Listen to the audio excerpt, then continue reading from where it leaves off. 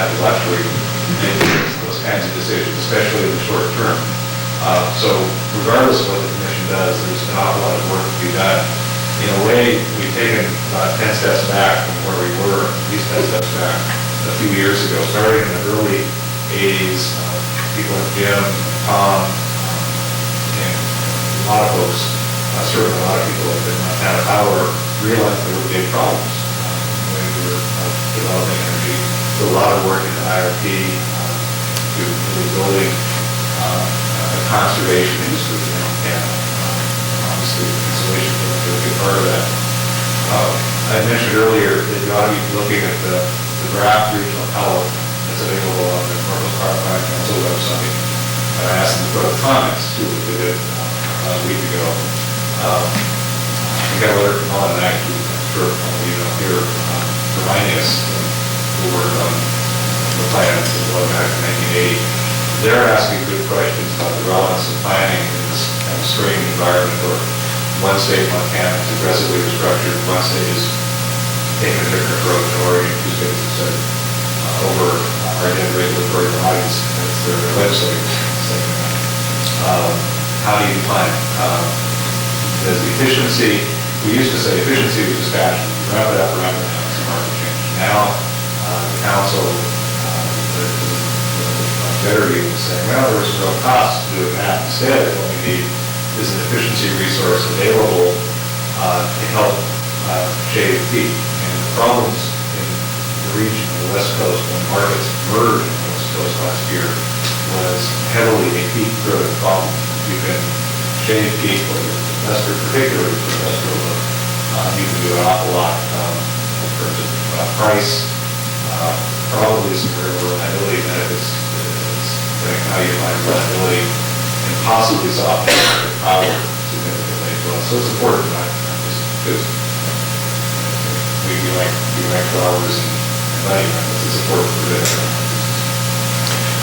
To expand upon Commissioner Rowe's history lesson a little bit, and hopefully I won't bore you too much with history. In contrast. But in the early 80s, mid-80s, Montana Power wanted to bring Colstrip 4, the part that, and have a contract with itself for Colstrip 4 power. And as a settlement out of that rate case, Montana Power formed the Integrated Least Cost Planning Committee. And that was a very public process with a lot of public involvement. And in that process were clearly defined objective statements and parameters that gave cost advantages to conservation, that the company had very complex modeling capabilities that could tell you, for example, how much, if you were to put wind into it, it would tell you how much the firming would have cost because the model results would have shown it. When Montana Power sold its generation, that they lost that capability to model that. I think that it probably just simply went, I didn't talk to anybody at Montana Power about it, but I think that that group was simply dissolved and absorbed into other parts of the company.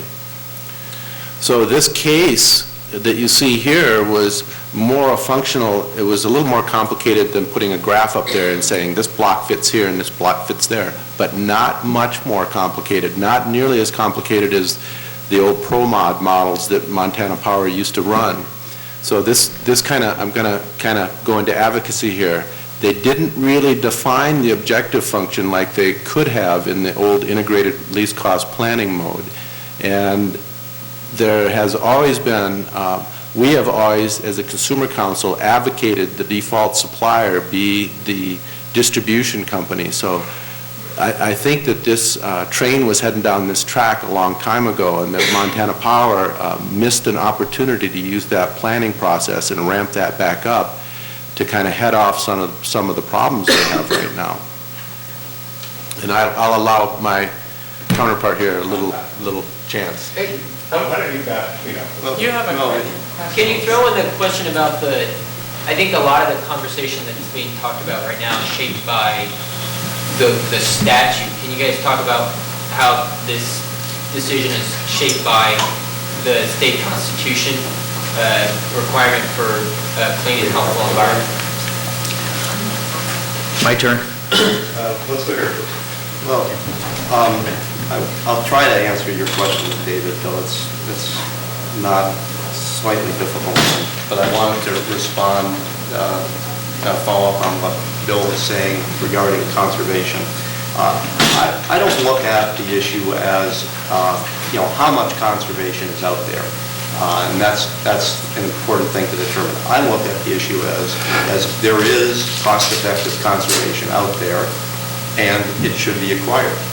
And as Mr. Pasco said, the company seems to believe that, yeah, it's a good idea to acquire it.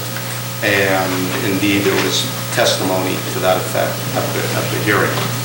So we come back to the position of the company, or the argument of the company, that there is a legal impediment to acquire conservation as part of this portfolio. And that issue has been briefed, at least by us. And I don't know what Montana Power is going to do, but at least that issue is to some extent before the commission. So you should know that what seems to be holding this up is this legal issue. David's not here. The issue of whether or not there's a constitutional requirement, some constitutional obligation, is a road, is a question down which I really don't want to go as a litigator, as a lawyer. It's in the context of this proceeding, it would really raise some very troubling, difficult issues. What I'm saying, David, is that, at least in my perspective, is the interaction between the constitutional requirement for clean and healthful environment and the application to this portfolio is too analytically challenging for me. Yeah, talk for just a second about least cost planning and how it might work or might not work in the current more market-driven environment. Because as John said, John Bushnell said, at Montana Power in the mid to late 1990s, we put a lot of time and effort into least cost planning and had some people who were pretty smart about it and some tools that were pretty sophisticated. And we didn't draw on those to a large extent this time around.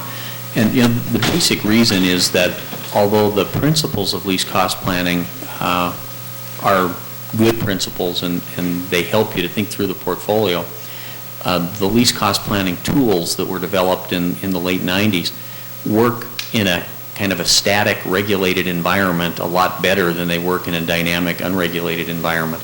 In the least cost planning days in the late 90s, we were really talking about acquiring new resources just to meet growing customer demands. We weren't starting with a portfolio with nothing in it, with a blank sheet of paper to draw on, for example. And in those days, the market didn't matter as much, and so you could run studies and do analysis that took many months. In fact, the Commission's rules required us to file least cost plans every 2 years. So as soon as we would file one plan and get the comments back on it, we would start the process to do the next one and take a year and a half to do it. In this case, instead of taking a year and a half to acquire the resources to serve the load growth, we had 6 months basically to put together a portfolio to serve the entire default supply customer base. So we didn't have the luxury, I don't think, of going back and using that particular set of tools. I think we did use some of the least cost planning concepts. For example, a lot of least cost planning was about risk and how you deal with risk and don't bet it all on one technology or one power plant. And I think we embraced that in putting together the portfolio. Some of the other things that are in the least cost planning and were kind of fundamental, one of them was consider conservation the same as you would consider supply.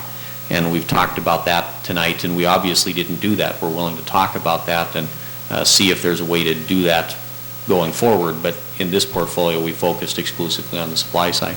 The third thing that's in there goes back to what David asked about the clean and healthful environment and the constitutional requirements for that. The least cost planning rules had quite a bit of discussion about environmental attributes of different types of power generation. And I can't say that we looked at that in a robust way in putting together this plan. I mean, if you look at the resources in the plan, the wind and the small hydro are environmentally excellent resources. The gas-fired power plant in Great Falls, I think one of the commenters earlier tonight talked about how that's better than a coal plant, and it certainly is. And, it's going to be a very clean gas-fired power plant. And the developers there, the Northwestern subsidiary that's developing that plant, has entered into an agreement with environmental organizations in the state to fund tree planting and distribution of energy-efficient light bulbs, and has done some things to offset the emissions that will come from that plant, even though they're relatively modest emissions compared to coal plants. We think that's a pretty good environmental resource, too. Now, the two projects that have coal, they're going to use the latest technology, and they're going to meet the federal and state air quality standards without a doubt, we believe.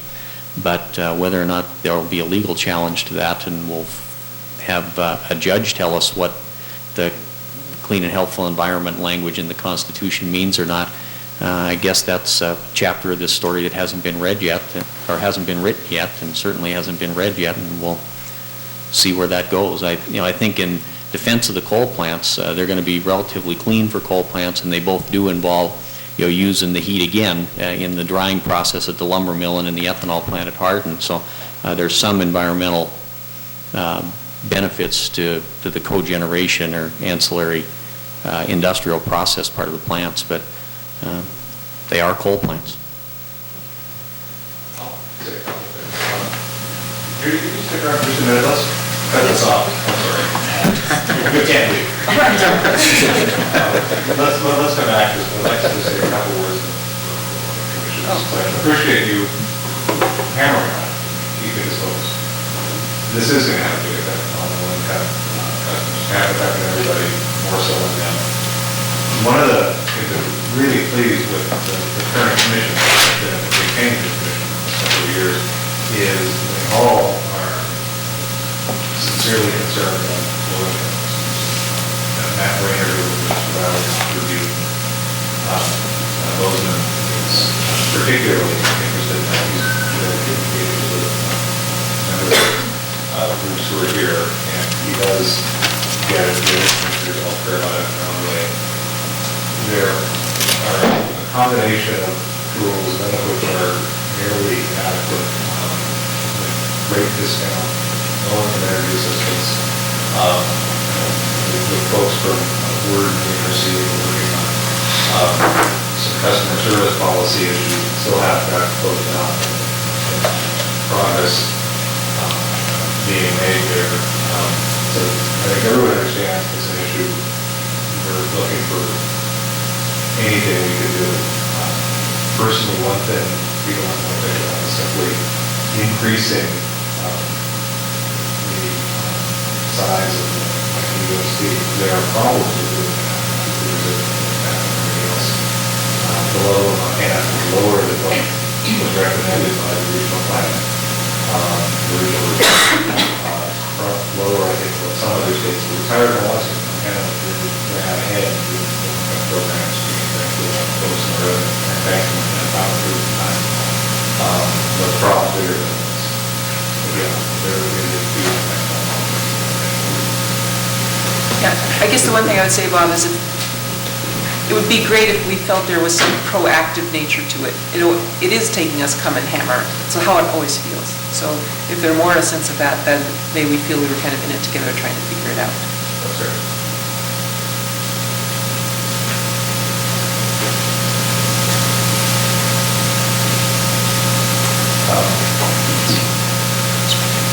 We can go now. Yes, no. Thanks. I'm not going to answer your question directly about the constitutional issue, although when you raised it, it was voted immediately. I don't know whether it plays out through the portfolio or ultimately through the projects. I would have liked it to have raised earlier than the cost of it. I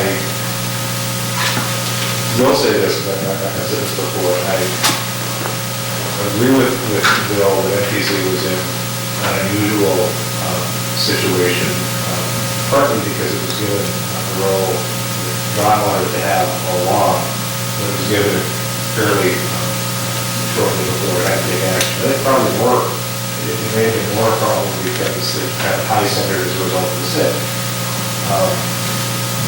This isn't the way I would have liked to have this case go. I would have much rather seen something that was a little bit more like a dispute resolution, had more flavor early on of the least cost planning advisory committee talked about. And it would have been, that was a good way to get some of these issues worked out early on. I disagree with Bill to some extent on the characterization and appropriateness of the theory of IRP as a practice in Montana. It's true, this is greenfield or building from scratch rather than incrementally. I would argue and make it more important to go through the process. I also agree that the process is applied in a lot of cases, really bureaucratic, it's and control. But in Montana, we're relatively careful to stay away from that. I have to say that those principles are probably more useful dynamically than static. So, and I didn't think the world we would have got to this point through a little different process. But that's not what Then why not do it now? perfect. Yeah, and this is a question that was debated extensively in the technical hearings in Helena about what are the potential benefits and potential risks of going back and doing it over or doing part of it over. And different witnesses testified differently on that point. My personal point of view is that if we did it over, and by do it over I mean the new generation part, not the contracts that are uncontested, if you were to go back and do it over, you could do a little better conceivably, but you could do substantially worse, depending on the time at which you do it over. So is that a risk that we want to take? I don't know. And the other thing that I think is worth noting here is the new generation is only a third of the portfolio, roughly. So those contracts are in the $35 to $40 range, including the wind adjusted for ancillary service costs. So let's say you could do that new generation part of the portfolio $5 better, which would be a tremendous improvement. I don't think you'd get there, but assume you could do it $5 better. That only lowers the overall cost of the portfolio by about $1.75, which means instead of a 20% rate increase, you've got an 18% rate increase. And so I think that's the upside, is a few percent, but the downside is much greater if you hit the market at the wrong time. That's the company's view. It's the consumer council's. Well, we got to talk about this in Hamilton a little bit earlier today, and certainly the vision that we had in 97, or at least that most people were talking about in 97, no one anticipated the kind of price swings that we would see. I don't think you had that vision. Actually, we probably had a more accurate vision than most people. We were very aware in 97 of the upside potential, although we didn't know that prices of wholesale energy would reach the stratosphere. So there is some potential. We know that electric prices only get so cheap, and we're pretty low right now. We know that the upside potential is pretty large. No one has a crystal ball. We don't know what would happen if you go back out. It would be our hope that the company could actually do better, but there's no guarantee of that.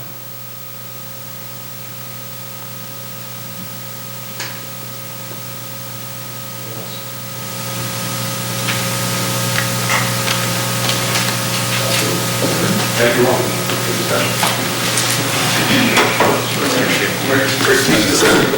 John, we do have a crystal ball, frankly, it's cloudy. Sorry about that, Jeff, but I just had to put that a little further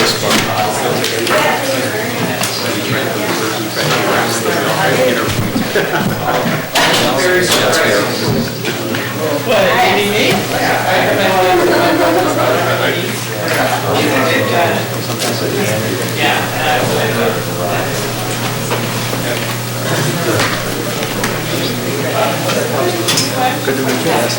Take care of my card.